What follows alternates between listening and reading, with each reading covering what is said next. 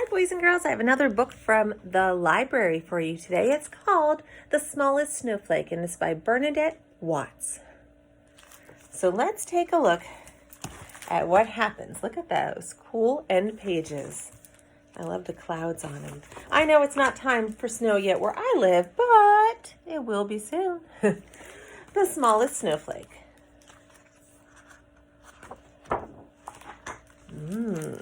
Look at those houses. Here's what it says. A little wind sprang up, whistling through the bare winter trees, bending the tall pines, running away with children's kites. The snowflakes began to drift and dance. It's time, they whispered. At last they were on their way. Down they floated, merrily over the fields, into the forests, onto the red roofs. Soon the villages were covered in white. Oh, the snowflakes talk to each other before they fall. I'm not staying here, said one snowflake. I'll ride the wind to the most beautiful mountain in the world. Then I will sit at its very top so that everyone can look up and admire me. Everybody can look up and admire me.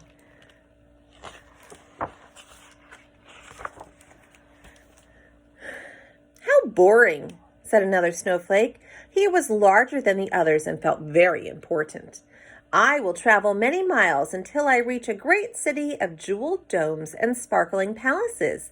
There I will sit on the tallest spire where my beauty will outshine every jewel. The smallest snowflake listened in awe to all these grand plans. She longed for a special place of her own, but where could that be?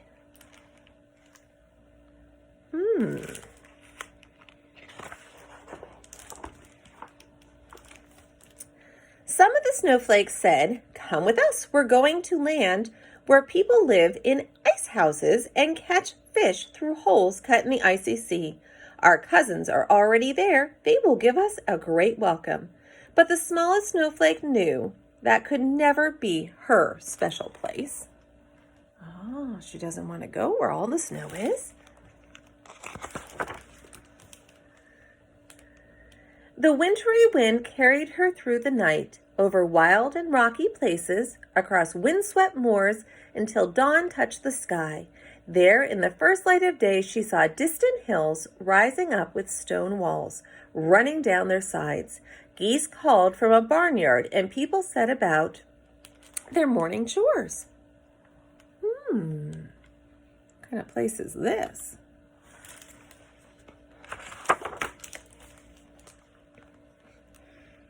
Just below stood a little cottage with a gray slate roof and a red door. Lights glowed through its windows and smoke curled up from its chimney. The smallest snowflake settled down on the little window box filled with earth and looked inside. In that little cottage. There was a fire glowing in the fireplace and a table set for one. There were pictures on the walls and on the table, and a picture being painted. The smallest snowflake had never seen such things before. "This is a very special place," she whispered.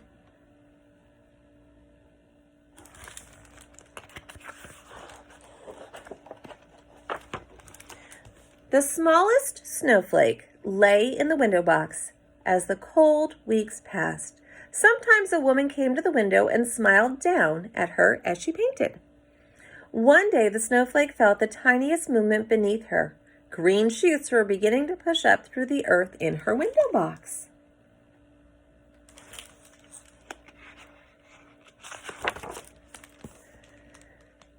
Day by day the sun grew warmer. Sunbeams played on the window box, and the green shoots grew taller until buds appeared as white as pearls.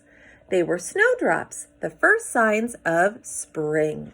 Soon the apple trees and blackthorn bushes were covered with blossoms. Among their roots, primroses and violets flowered. Birds sang busily from every bush and tree. The window box was bathed in sunshine, and the snowdrop flowers all opened. The smallest snowflake looked up at the tallest snowdrops. She had never seen anything so beautiful. Love filled her heart with such warmth that she melted away with joy. It was spring. There she is in the box. Spring came, she was joyful, and she melted away. And now look at the sky. At the beginning, it was gray and cloudy. Now there's clouds, but we can tell that it is spring. So that was The Smallest Snowflake by Bernadette Watts.